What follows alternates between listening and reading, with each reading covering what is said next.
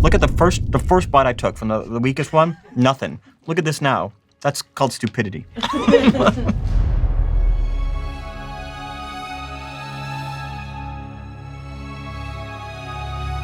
Hey, what's going on, everybody? For First We Feast, I'm Sean Evans, and you're watching Hot Ones. It's the show with hot questions and even hotter wings. And today we're joined by Jesse Eisenberg. Hey.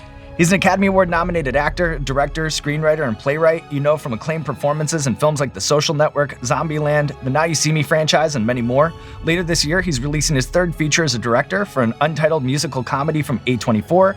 And this summer, you can also catch him as Dort in the upcoming animated film Minions and Monsters, which is set to release in theaters on July 1st. Yeah. Jesse Eisenberg, welcome to the show. Thank you so much. Thanks for having me. I've heard you mention a milk phobia when you were a kid. Whoa. What's going through your head as you prepare to take on the Hot Ones gauntlet? I'd imagine there are a lot of thoughts swirling. First of all, thank you for bringing that up. I finally overcame it and have successfully forgotten it. Thanks for bringing that up right before something even scarier. Yeah, for some reason, when I was like 12 years old, I, for some reason, just had this block of like, I can't drink milk, it's so gross, I can't drink milk. And I'm convinced that's why I'm not 5'10", you know? What could have been? Yeah. I actually do. I think if I was 5'10", I do think about it. I think maybe I'd be the president. I honestly think that's what it is. I think maybe I think I'm an artist because I'm not. You know what I mean? Right. Actually like you need those limitations, those obstacles to overcome. That's what pushed the potential right out of you. Yes, exactly. To kind of understand, great suffering.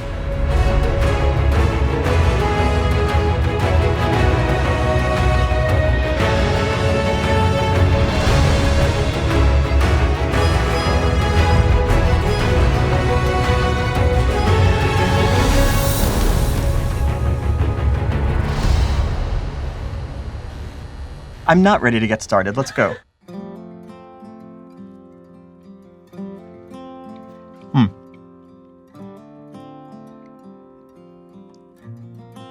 It's good and I like it. Like, I enjoy it.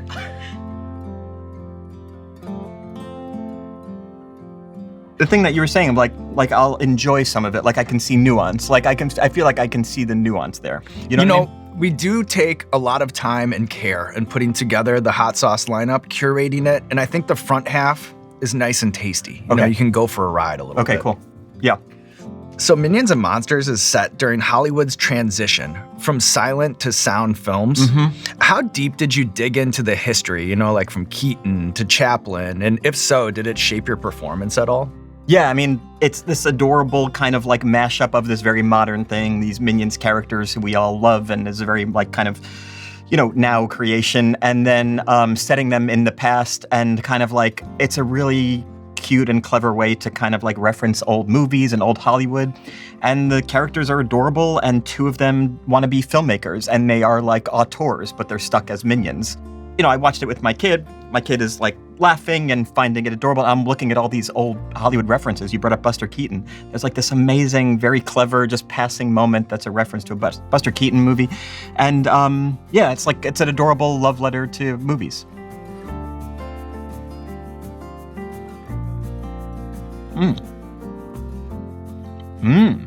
You like that one? No, not now. I liked it for the first second. The first second was like really sweet. I was like, this Persian is good. And then as soon as you asked me that. It has little... Yeah. Is it true I should be feeling the spice in like different parts of my body or mouth or something?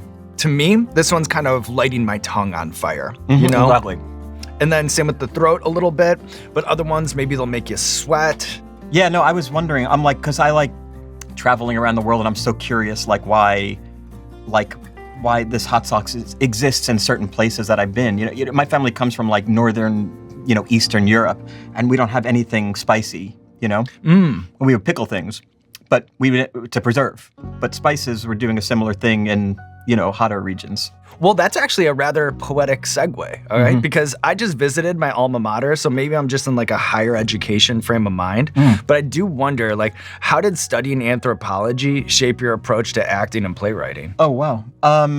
Anthropology is like the study of like the other, and what you learn like in the first class is like whatever you think like your culture is just as valid and equal to somebody else's culture. And, we tend to think of ourselves like as the right way to live. Oh, I'm living in the logical way. I do this, this, and this. And that's how everybody on Earth thinks of their lives. And so that's like exactly what, actors and writers of fiction and characters should be thinking of, that this character's perspective on the world is just as valid as my perspective, even though it's different. And so that's what anthropology is, and that's why I guess I really loved studying. Well said. Oh, thanks. I'm really just trying to avoid the Hot Ones original pickled garlic sriracha. Well, it doesn't matter, because you can try to avoid it. Yeah, you but can it's still gonna swerve the pothole, but we're tethered to a format over here. Okay. If you're ready. I'm ready. Cheers. Cheers.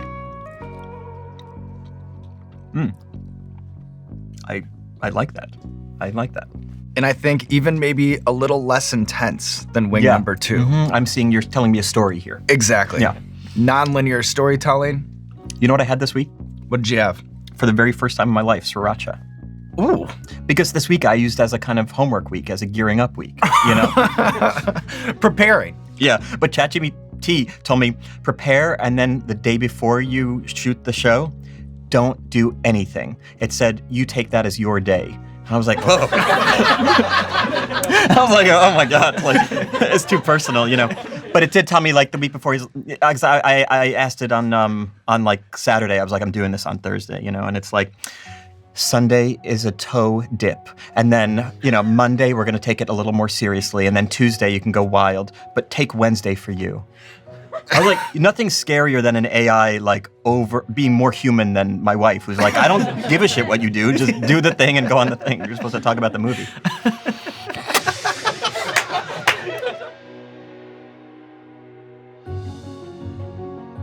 That's really good.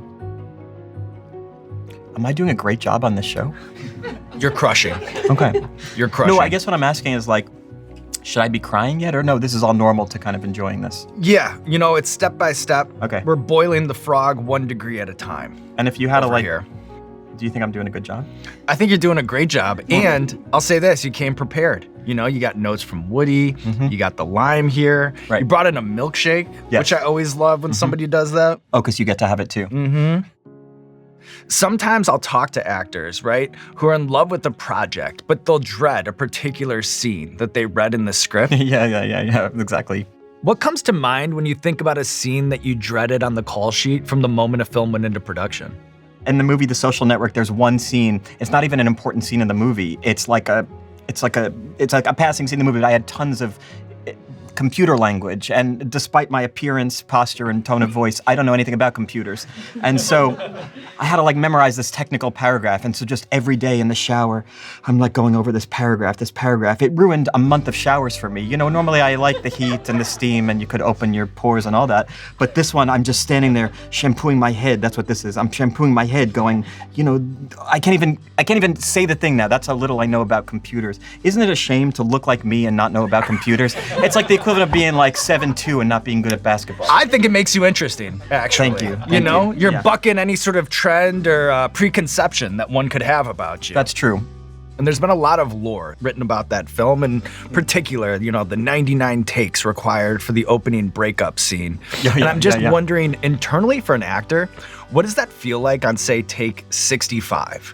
Like, at that point, are you kind of breaking? Is there like a hopelessness feeling? Or are you so committed to the process that it kind of just feels normal?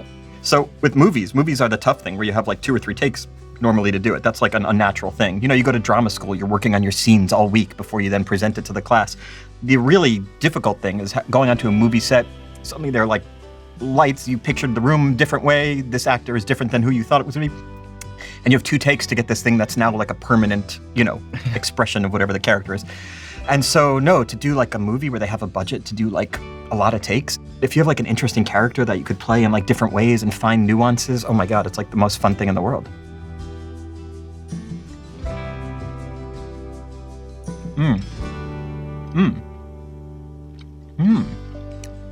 Really like that.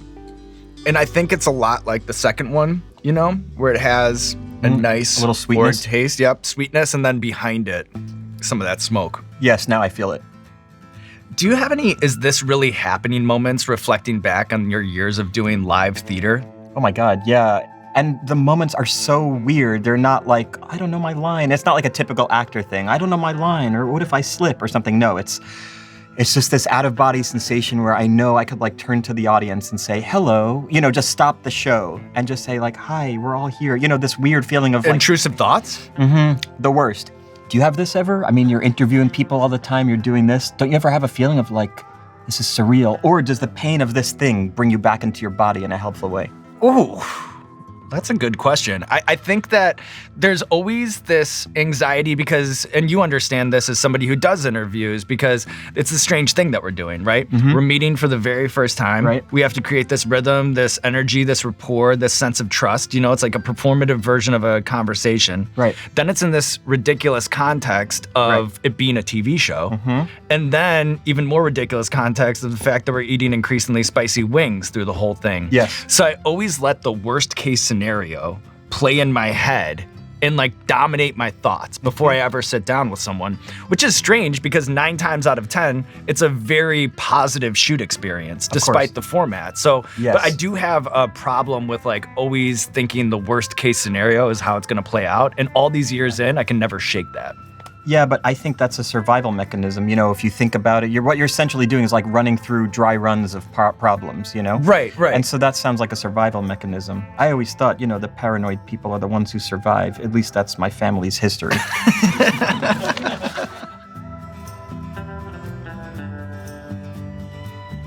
And you're doing great. Thanks, Sean. This feels like one that you would like because I feel like you're someone who likes the sweetness up front. Yeah, I do. You're right. You're right. I do. I mean, I didn't know that about myself, but I learned it. Yeah. Story checks out through the first 6. What's funny about community theater, because here you are, you're writing this movie and it's like a shy woman that gets lost in her role, right? Yeah. And I feel like that has to come from somewhere, and that's how you started. Exactly, yeah.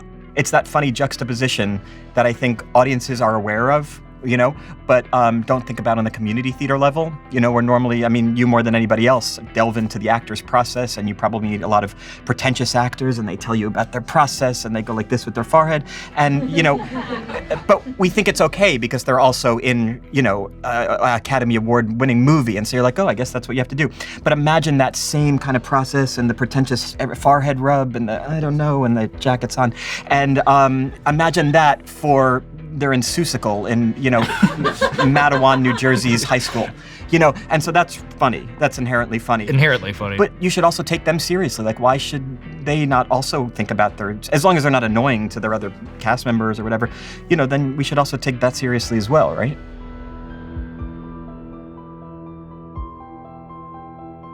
I'm shocked. I feel great. This is 8 Dragon. So you're a New Yorker who grew up an Indiana Pacers fan, which is this strange psychological loop since so much of Reggie Miller's legacy is built on absolutely destroying the Knicks. Yeah. Was there something contrarian about you, even as a kid, where rooting for the villain felt more honest than the hometown team? Well, they were not the villain to me. I mean, the villains were this mega city that has 75 other sports teams. That's the richest city on the planet. Indianapolis, you have the Colts, but otherwise, there's not that much going on in Indiana. Forgive me, my wife. I love Indiana more than anything. And so the way I think about it is like, they need it way more than we do. Do you have a lasting memory from the time that you played one-on-one basketball against Tyra Buss, a 4-time all Big Ten guard for the University of Indiana? Wow, you do a very good research. Yeah, right. So I wanted to write a story about my favorite player of that era, which is 10 years ago, not like an old era, Tyra Buss, this phenom on the IU women's team, brilliant player. I could have won. I'm not joking, I could have won. In fact, I only lost by like 2 points. I don't know, something. I was really close. The massive difference with us was that she just was not out of breath, and I was on the bathroom floor, like puking up nothing. I was just gagging. I was so spent. And it was a short game. All right, this next one's The Bomb Beyond Insanity. Okay. If you're ready. Yeah. Cheers. Cheers. Notice how confident I am. Look at the first bite I took from the weakest one. Nothing. Look at this now. That's called stupidity. That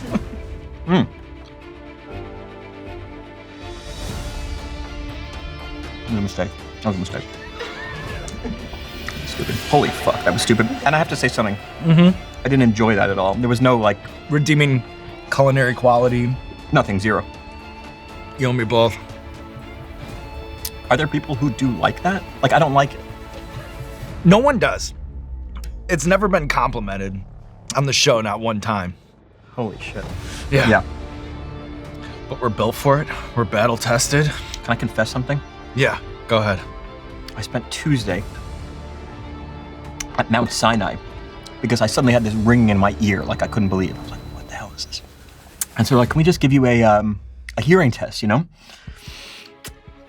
So I go in for a hearing test. I have severe hearing loss in my left ear, unrelated to the tinnitus. They're like, you must have had this for years. I don't know why, right?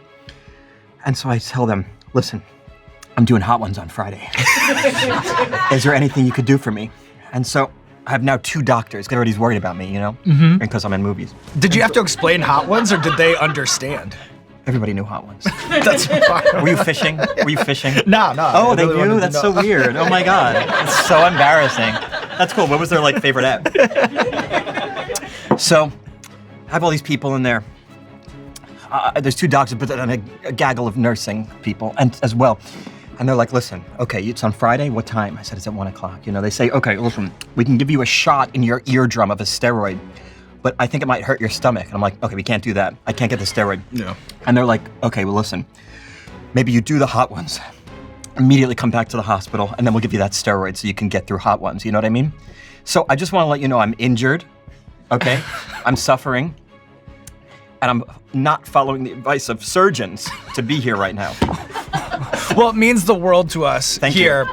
and to the audience that's watching this video right now. They know I sacrificed for Jesse, my it art. will not be in vain, I promise you. Okay. So, over a decade ago, you would publish these restaurant reviews from the perspective of a 9-year-old precocious child. Yeah. Called Brain Gives Me Hiccups. Yeah. And you'd publish them in McSweeney's. That's right. If you had that 9-year-old narrator at Hot Ones, what do you think their review of Da Bomb would be? I'll tell you exactly what it would be.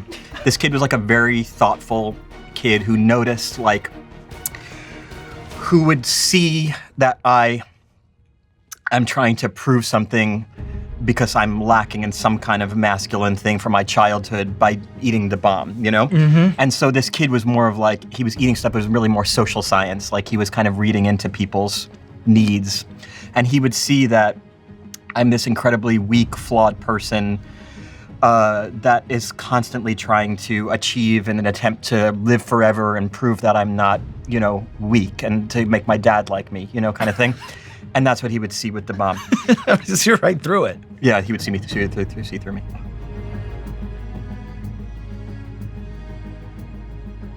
I'm not doing as big a bite, okay?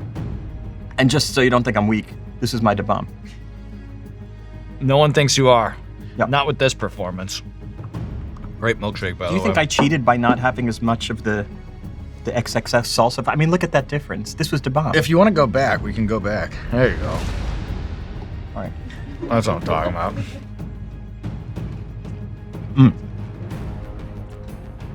How come there's like 3 Hot Ones here? Like branded, you know what I mean? Oh, because we make them.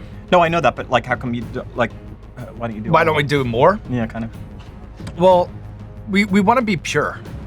You know what I'm saying? Yeah. Like I think it's a good thing to get all these different craft sauce makers from all over the country and all over the world. So people must pitch you every day. Can you have my thing? Oh my gosh, yeah. To get like your hot Brigitte on here, that's a big thing. It is a big deal. I really did like that. Is that your favorite one? I really did like it. Yeah. Oh, it's eggplant. Why does it say plant-based eggplant? Like, would these ever not be plant-based? It's a good question. Yeah. Like, where would they have Right. room Peppers for meat? grow out of the ground. like plants. I think that, you got to have an angle. I see. In the messaging. You know what? Plant-based signals to vegans, vegetarians. This is good for you. Exactly. Yeah, you're right. Exactly. You're right. Should I be shaking it? Go ahead and give it a shake. This is just theatrical? This is the last dab. We call it the last dab because it's tradition to put a little extra on the last one. You don't have to if you don't want to. I'll do it. And then I put it on the board a little bit so then I can just dip it Right. rather than risking it avalanching on you. Have you ever had somebody on here who like thought they were bad at spice, and then it turns out, oh, actually, I'm not bothered at all. I actually think that is most commonly how it plays out. People much more anticipation I think nervous. The more humility people walk into the studio with, I think that the better they do in the actual execution of eating the food. That sounds like a life advice. There's a metaphor in there. All right, I'm gonna dip. I'm gonna dip too. Cheers. Cheers.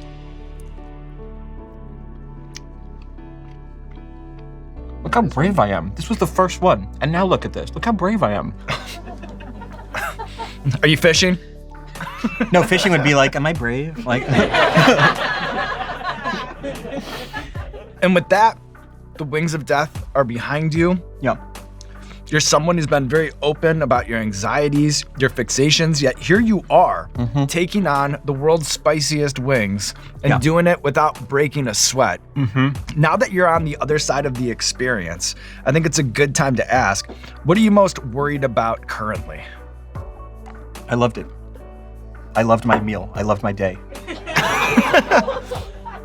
Not a care in the world. And look at you, Jesse Eisenberg, taking on the wings of death, living to tell the tale. And now there's nothing left to do but roll out the red carpet for you. This camera, or this camera, let the people know what you have going on in your life. You mean like where this is where I say the name of the movie and the date, that kind of thing? Oh, okay. You got to be more specific because I have other stuff happening too. You know what I mean? Like I'm going on vacation. Oh, hi. I'm Jesse. I did this really wonderful job here today, and you could look forward to another wonderful job that I did in the Minions movie. Okay.